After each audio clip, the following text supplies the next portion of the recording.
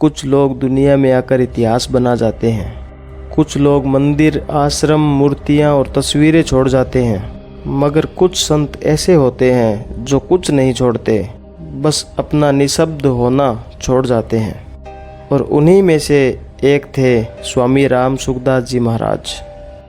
ना कोई तस्वीर, ना कोई पद, ना कोई प्रचार, बस एक वाणी जो रूह से निकलती थी और रूह तक पहुंचती थी।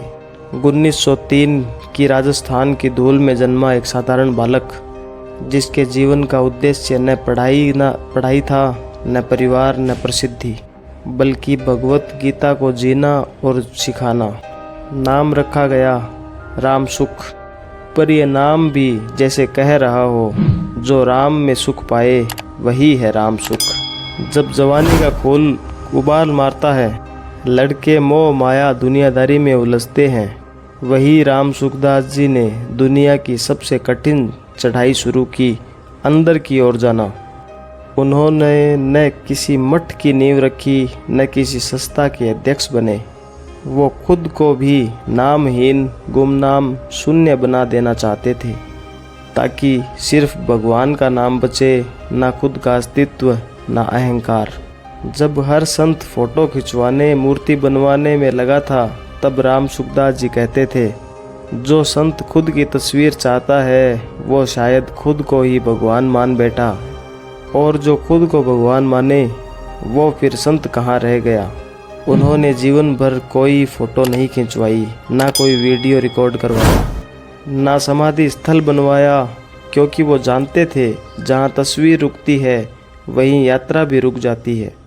दोस्तों, साधक संजीवनी कोई किताब नहीं, वो उनके तप की, उनके आत्मा की शाही से लिखा गया जीवन मंत्र है। उन्होंने गीता को इस तरह जिया कि लोगों को किताब पढ़ने की नहीं, उन्हें देखने, सुनने, महसूस करने से ही ज्ञान हो जाता था। उनका कहना था, सत्य को जानो, मानो मत, क्योंकि जो मान जाता है वो दूसरों के कहने पर गिर भी सकता है, पर जो जान जाता है वो भीतर दीपक बनकर जलता रहता है। स्वामी जी ने 2005 में देह छोड़ी, पर न कोई आंसू बहा, न कोई ढोल बजा, क्योंकि उनका जाना एक मौन से दूसरे मौन में प्रवेश था। उनकी आखिरी वसीयत थी, मेरा नाम न लो, मेरी याद में कुछ मत बनवाओ, मेरी तस्वीर न बनाओ, बस जो मैंने कहा अगर वो तुम्हारे भीतर गूंज जाए तो मैं वहीं जीवित हूँ। दोस्तों, क्या आज हम भी वैसा जीवन जी सकते हैं जो दिखावे से मुक्त हो? क्या हम बिना तस्वीरों, पोस्ट्स, लाइक्स के अपने भीतर की रोशनी जगा सकते हैं? स्वामी राम सुखदास जी ने कुछ नहीं छोड़ा, फिर भी जो भी उनके पास गया कुछ न कुछ लेकर ही लौटा, क्योंकि उनका जीवन एक झील था, शांत मगर गहराई से भरपूर। दोस्तों, अगर ये गाथा आपकी रूह से टकराई हो तो इस वीडियो को सिर्फ शेयर मत कीजिए, उसे एक शांत जगह बैठकर दोबारा सुनिए और खुद से पूछिए, क्या मैं भी तस्वीर के बिना तासीर बन सकता हूँ? नमस्कार। तो दोस्तों, ये थी रूह की बात नवी के साथ, जहाँ हर बात शोर नहीं, एक मौन से जन्म लेती है। बहुत बहुत धन्यवाद। क्या एक गरीब मछुआरे का बेटा कभी देश का राष्ट्रपति बन सकता है? क्या किसी साधारण से इंसान का सपना करोड़ों लोगों की उम्मीद बन सकता है? नमस्कार दोस्तों, आप देख रहे हैं रूह की बात नवी के साथ, जहां हम बात करते हैं आत्मा की सच्चाई और ऐसे लोगों की जो खुद रोशनी बन गए। आज हम बात करेंगे एक ऐसे ही इंसान की जो मिसाइल मैन भी थे और दिलों के बादशाह भी, डॉक्टर APJ अब्दुल कलाम साहब के बारे में। 15 अक्टूबर 1931 तमिलनाडु के रामेश्वरम में एक बहुत ही सामान्य परिवार में जन्म हुआ। पिता नाव चलाते थे और परिवार में ज़्यादा पैसे नहीं थे, लेकिन कलाम के पास कुछ तो था जो बहुतों के पास नहीं होता, सपने। और सिर्फ सपने ही नहीं, उन्हें उड़ने का हौसला भी था। दोस्तों, क्या आपने कभी अपना सपना गरीबी की वजह से छोड़ दिया है? क्या आप मानते हैं कि हालात सपनों से बड़े हो सकते हैं? कलाम ने अखबार बांटे लेकिन पढ़ाई नहीं छोड़ी। उन्होंने एरोनॉटिकल इंजीनियरिंग में डिग्री ली थी। फिर इसरो में शामिल होकर भारत को पहला उपग्रह प्रक्षेपण यान यानी SLV देने में भूमिका निभाई। DRDO में रहकर अग्नि, पृथ्वी जैसी मिसाइलें बनाई। यहीं से उन्हें मिला नाम मिसाइल मैन ऑफ इंडिया। दोस्तों, जब मैं खुद टूटा हुआ था तब मैंने डॉक्टर कलाम को पढ़ा था। मुझे ऐसा लगा जैसे वो मुझसे कह रहे हो, हार मत मानो, अभी बहुत कुछ बाकी है। और तब मेरी आत्मा ने मुझसे कहा, चल एक बार फिर कोशिश करते हैं। इसलिए आज मैं आपके सामने रूह की बात लेकर खड़ा हूँ। दोस्तों, सन 2002 में वो भारत के राष्ट्रपति बने, लेकिन रुतबा उनके व्यक्तित्व से नहीं, उनकी सादगी से झलकता था। उन्होंने राष्ट्रपति रहते हुए भी बच्चों से मिलना नहीं छोड़ा, क्योंकि उन्हें पता था देश का भविष्य क्लासरूम में बैठा है। उनका सपना था 2020 तक को भारत को विकसित राष्ट्र बनाना है। क्या हमने उस सपने के लिए कुछ किया? क्या हम अपने बच्चों को वैसी शिक्षा दे पा रहे हैं जैसा डॉक्टर कलाम चाहते थे?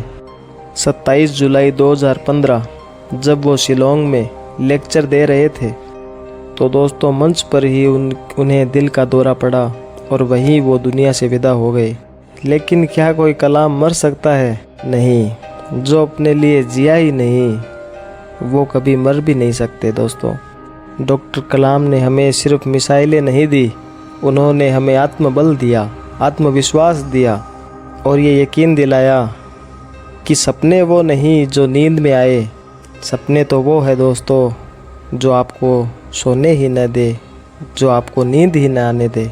दोस्तों, इस वीडियो के बाद आपसे एक सवाल है, आपकी ज़िंदगी में ऐसा क्या है जिसे आपने कभी हार मानकर छोड़ दिया था, लेकिन आज भी वो आपके अंदर जीना चाहता है? मुझे कमेंट करके ज़रूर बताइए।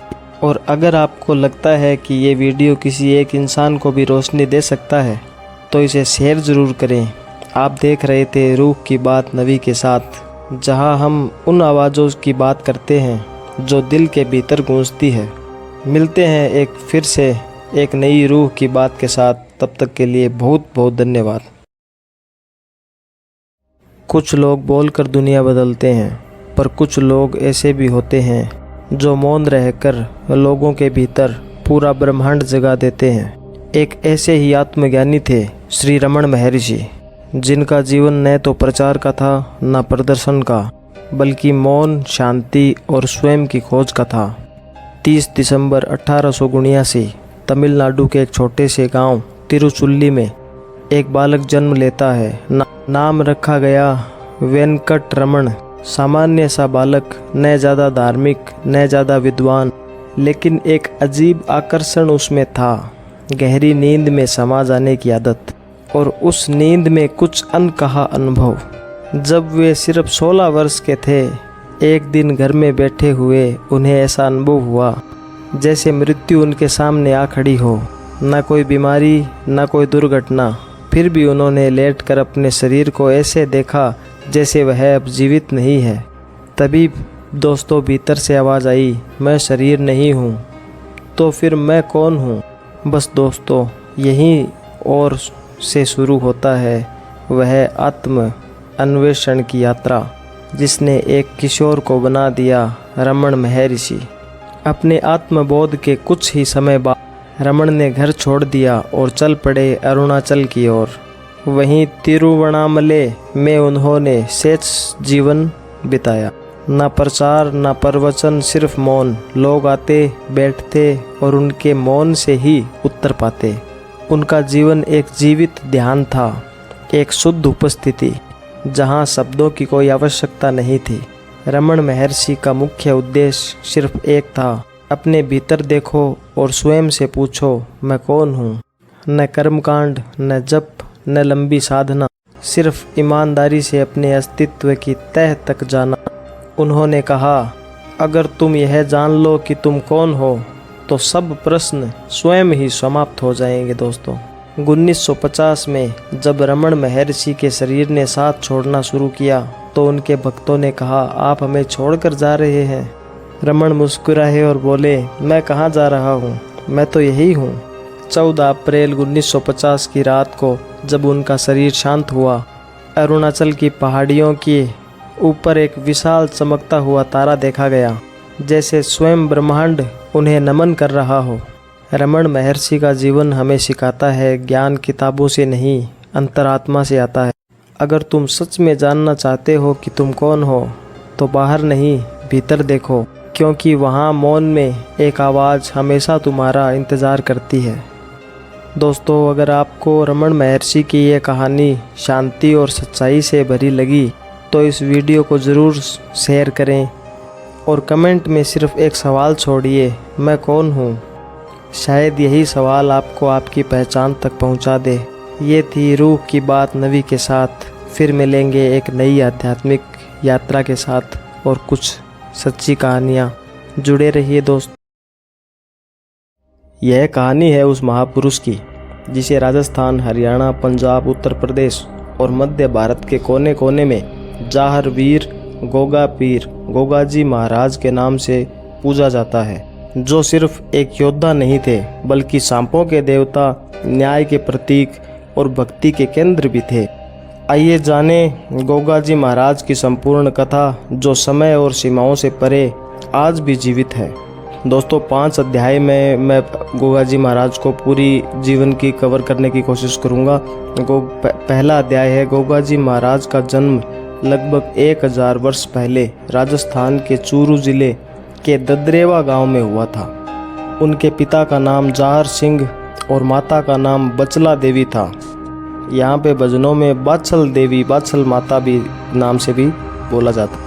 माता बचला देवी ने कई वर्षों तक संतान प्राप्ति के लिए तपस्या की थी। अनंत नागों के देवता गुरु गोरखनाथ की कृपा से उन्हें एक विशेष नागपाश नामक फल प्राप्त हुआ, जिसे खाकर वे गर्भवती हुई। कहते हैं कि गोगाजी माँ के गर्भ में ही सिद्ध शक्तियों से भर चुके थे। उनका जन्म एक दिव्य आभा के साथ हुआ। ऐसा जन्म जो सामान्य नहीं था बल्कि एक संकेत था कि कोई असाधारण आत्मा इस धरती पर आई है। अध्याय 2। गोगाजी बचपन से ही विलक्षण थे।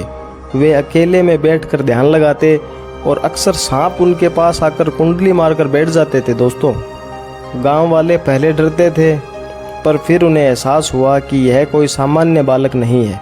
गोगाजी को नागों की भाषा समझ आती थी। वे घायल नागों की सेवा करते, उन्हें जल पिलाते और कहते कि एक बार तो उन्होंने एक गांव को नागदंश की महामारी से बचा लिया था। यही कारण है कि उन्हें नागराज और सांपों के देवता कहा जाने लगा। अध्याय 3। युवा होते होते गोगाजी एक महान योद्धा बने। उन्हें तलवार चलाने, घुड़सवारी और नीति में अद्भुत निपुणता प्राप्त थी। उन्होंने कई युद्धों में भाग लिया, लेकिन कभी भी सत्ता या लालच के लिए नहीं, केवल न्याय के लिए। उन्होंने नारी सम्मान, गरीबों के अधिकार और सच्चाई के लिए लड़ाइयाँ लड़ी।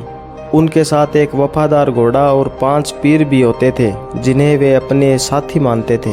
गोगाजी की तलवार न्याय की तलवार थी। उनके शत्रु भी उनके साहस और धर्मनिष्ठा का सम्मान करते थे। जीवन के ये अध्याय 4 है। जीवन के उत्तरार्ध में गोगाजी ने सांसारिक मोह को त्याग कर आध्यात्म की ओर रुख किया। वे ध्यान में लीन रहने लगे। कहते हैं कि उन्होंने शिव और नाग देवता को एकाकार होकर समाधि ली थी। उनकी समाधि गोगामेडी, हनुमानगढ़, राजस्थान में स्थित है। आज भी वहाँ लाखों भक्त हर साल भादवा मास की नवमी को गोगा नवमी के रूप में उनका स्मरण करते हैं। यह दिन भक्ति, गीत, ढोल नगाड़ों और श्रद्धा से भर जाता है। भक्त लाठी लेकर गोगाजी की जय जयकार करते हैं और सांप से सुरक्षा की कामना करते हैं। अध्याय 5। गोगाजी को एक योद्धा के रूप में दर्शाया जाता है। नीली पोशाक पहने, हाथ में भाला और घोड़े पर सवार। उनके भक्त उन्हें गोगा चालीसा, गोगा गाथा और गोगा आरती से स्मरण करते हैं। गांव-गांव में उनके मंदिर हैं, जहां भक्त हल्दी, गुड़, दूध और चढ़ावे के साथ मनोकामना मांगते हैं और पूरी भी होती है। कई जगहों पर उनके जागरण होते हैं, जहां रात भर भक्ति गीत गाए जाते हैं और भक्तों पर एक अलौकिक ऊर्जा छा जाती है दोस्तों।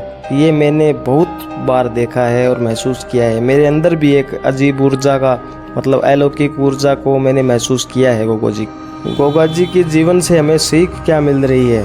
गोगा जी महाराज सिर्फ एक देवता नहीं बल्कि सच्चाई, वीरता, भक्ति और करुणा के प्रतीक हैं। उनकी कहानी हमें सिखाती है कि जो सच्चाई के लिए लड़ता है वही अमर होता है। जो दूसरों की रक्षा करता है उसका नाम युगों तक जिया करता है दोस्तों। और आज भी जब किसी को सांप काटता है तो लोग कहते हैं गोगा जी महाराज का नाम लो, सांप भाग जाएगा। उनका नाम है आस्था, उनकी स्मृति है शक्ति और उनकी भक्ति है मोक्ष की राह। दोस्तों मुझे भी कोबरा ने बाइट किया था, कभी उसकी भी एक कहानी सुनाऊंगा आपको। गोगा जी क्या मेरा क्या कनेक्शन है। जय हो गोगा वीर, जय हो नागराजा, जय हो न्याय के रक्षक, जय हो भक्ति के सम्राट, जय हो गोगा जी महाराज, जय जय गोगा जी महाराज। दोस्तों वीडियो अच्छा लगा हो तो वीडियो को ज़रूर लाइक करें, शेयर करें और कमेंट में जय गोगा जी महाराज ज़रूर लिखें दोस्तों।